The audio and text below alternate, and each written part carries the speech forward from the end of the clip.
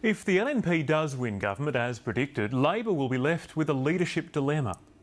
The former Premier Peter Beattie says several of the party's rising stars, like Andrew Fraser and Cameron Dick, look likely to lose their seats, and it's probable Anna Bligh would vacate the job. The question is, who would they turn to? As campaigning hits fever pitch, even some of Labor's senior figures say it's all too late.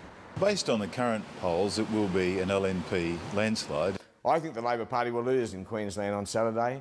I think that's more than likely after so many years in office. If the polls are correct, just who'd lead Labor after the election has become the subject of intense speculation. Almost certainly Anna Bligh will fall on her sword and force a by-election in South Brisbane. Treasurer Andrew Fraser has long been touted as a possible replacement, but he holds his seat of Mount Cootha by a margin of only 5.3%.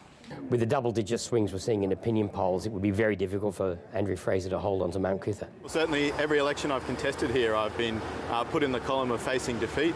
The LNP's Saxon Rice looks like winning. We're looking at a great Liberal correction, as it were. But she's taking nothing for granted. My opponent is a high-profile, ruthless Labor career politician. And the Greens haven't given up either. The party says it outpolled Labor in some booths in the last federal election. If we manage to achieve a similar thing this time, then there is a real chance that we could get up on Labor preferences. Another Labor minister staring down the barrel of defeat is Cameron Dick in Greenslopes. While he's held the seat for just 3 years, many in the party have considered him a future Labor leader.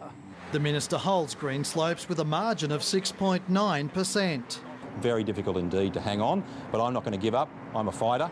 Peter Beattie says Sterling Hinchliffe and Grace also look like being defeated. And if those 4 Labor members lose, then the Labor Party won't have a leader of the future after Saturday. Who leads what's left of the Labor Party will really depend on, which man and woman is left standing. A long 4 days to go. James Kelly, ABC News, Brisbane.